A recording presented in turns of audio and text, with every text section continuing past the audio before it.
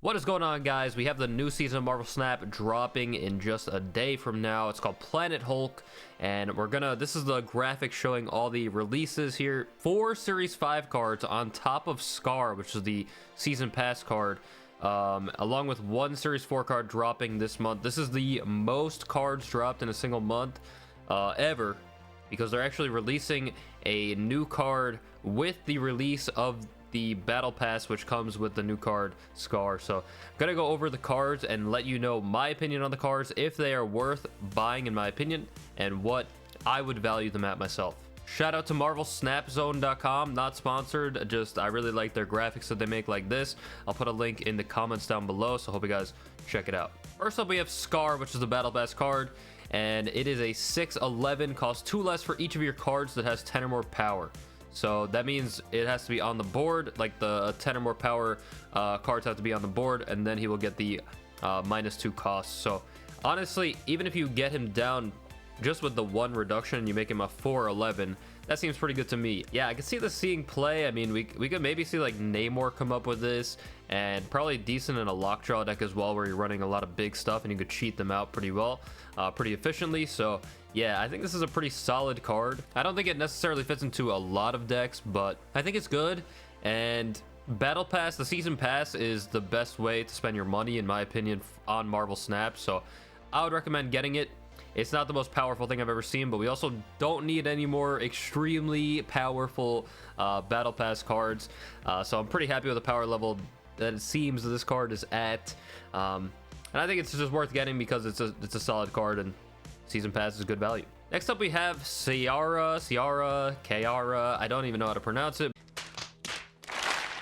but this card looks really powerful. It is a 3/4 ongoing. Your 1 and 6 cost cards can't be destroyed. So initially, everybody is really thinking about Zoo with this card, and that seems pretty nice. Your 1 cost can't be killmongered, which is a big downside of playing a lower curve deck like Zoo. But also the 6 cost part of this card is pretty interesting as well. That means that your blob will be protected from Shang. Just any 6 cost card that you're going to want to be playing on that final turn is going to be protected. Another cool thing with this card is that this works for locations as well, like Death's Domain. So if you have this down, then you can actually play into certain locations that would destroy your card otherwise. I can see this card being very good in like a high Evo deck as well, because they run quite a few 1-cost cards like Sunspot, Nebula, and Misty Knight. And then they do have that top end of like a big guy like Hulk as well, or sometimes Infinite in some kind of versions of the deck, or She-Hulk. So I think this card is very strong, and the stats really aren't too bad either. It seems like it's too good. I would say this card is worth the 6,000 tokens that it'll be, and that's kind of hard to do because 6,000 tokens is a lot of money. Keep in mind, this is not financial advice with your Marvel Snap currency. I don't know for sure if these cards are going to be the level that I'm saying in the video, just all speculation of course, but yeah, I like this card a lot. Next up, we have Hercules, which is a 4/6. The first time another card moves here each turn, move it to another location. Move decks have been pretty weak for a while now. I think Phoenix Force is like the only solid move deck at the moment. But yeah, I don't think this really goes into a Phoenix Force deck. I mean, if you use this alongside multiple man, sure, but it's going to be taking up so much space on the board. And you can only put this guy down on turn 4, sometimes turn 3 with Zabu, so you have to take a little time to get it going. It's interesting. I think it'll be good with Kraven. You can put down Kraven and Hercules on the same location, move cards into that location, and then they move away. It's kind of intriguing. I don't know. I don't think this card is worth 6,000 at all. I would probably value this at, I'm gonna say 2,000. I mean, maybe I'm missing something, but I just don't really see it. I think it's a very mediocre card, and if it's gonna be good, I think it's only gonna be in like 1 deck. All right, next up we have Miek, which is the only Series 4 card of the month, which means it's going to be 3,000 tokens. It's a 1/1. After each turn, if you discarded any cards, gain +1 power for each and move.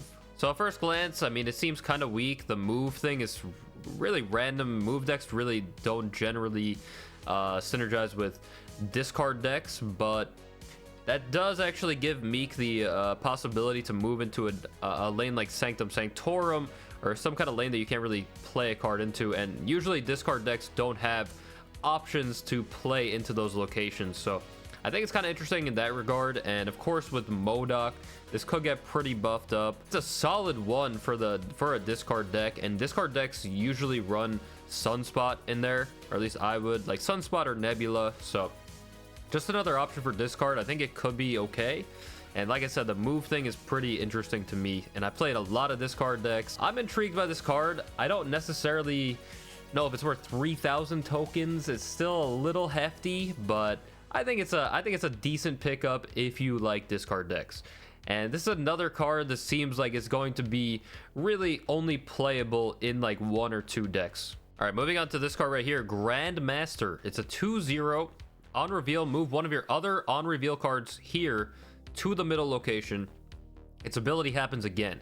On reveal cards are usually at a premium in Marvel Snap. That's why you have a card like Wong being having the stats that it does at a 4/2. You're sacrificing a lot of stats because the card is so strong and enables such strong synergies. If a Wong goes untouched, what did he say? Which sounds kind of weird to say, but if your Wong does not get disrupted in a game of Marvel Snap, then you're going to be able to pull off some really, really powerful things, and everybody knows that. So I think a card that synergizes with reveal cards should be very powerful. And yes, it does have 0 power, and it does have a little bit of a restriction. It's kind of telegraphy because you're going to play your on reveal card on the left or the right location.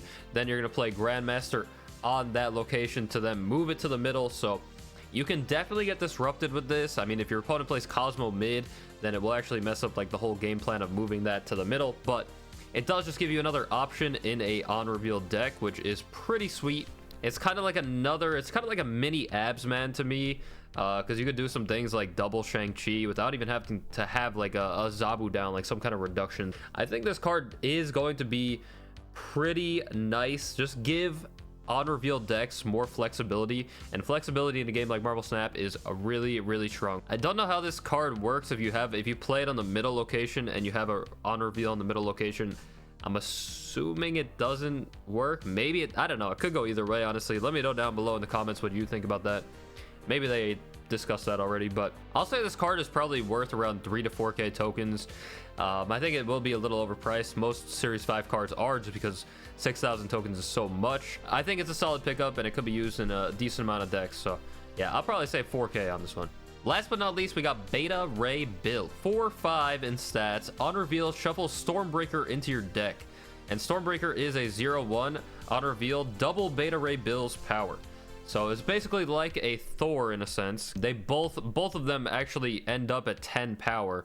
But if you do play Beta Ray Bill, if you actually play multiple Stormbreaker or get the Stormbreaker effect off multiple times, then he does become larger than Thor, because Thor gets +6, so it goes to 10 and then 16. Beta Ray Bill will go to 10 and then 20. Also, if you increase Bill's power before you play the Stormbreaker, of course he will get double the amount of power increase than you would if you increase Thor's power. So yeah, a little different, but yeah, this definitely makes Jane Foster a lot better. It just gives like the general like Thor Jane Foster build kind of deck just another way to pop off, and I can see it being really good with like Hitmonkey. We've seen some people experiment with like a Thor Hitmonkey kind of deck. Also, Lockjaw does like this kind of stuff as well, and it does fit in a little bit with this reveal stuff that we had going on with the Grandmaster. Maybe there could be a little something with that. Like Odin should really do quite well with a card like this, getting it to 20 power. If you go Beta Ray Bill into Jane Foster into Odin, that's actually a lot of power spread out. So yeah, I think this card is nice. Once again, I don't think it's worth 6k. I would probably go like 3k on it, maybe 4k once again, just because I think it's going to be good. I think it's going to be solid in a couple decks, but all this really depends on what you really like playing in Marvel Snap, what your play style is really. So take all this with a grain of salt. Really think about what you think is going to be worth it for you. Maybe construct a few decks beforehand and just like theory craft to see what the decks would be looking like with these new cards, and then go from there. Yeah, I hope you enjoyed the video. Like I said, I will buy all these cards just because I want to play with them for the content and play it on stream to really like show you guys how they are, to give a representation of how they perform in other kind of decks. So if you're interested in that, I have my stream link down below. I stream pretty much every single day. And yeah, I hope you like this kind of video. Really looking forward to all the cards this month. They look like a lot of fun. And I'll see you in the next one. Peace.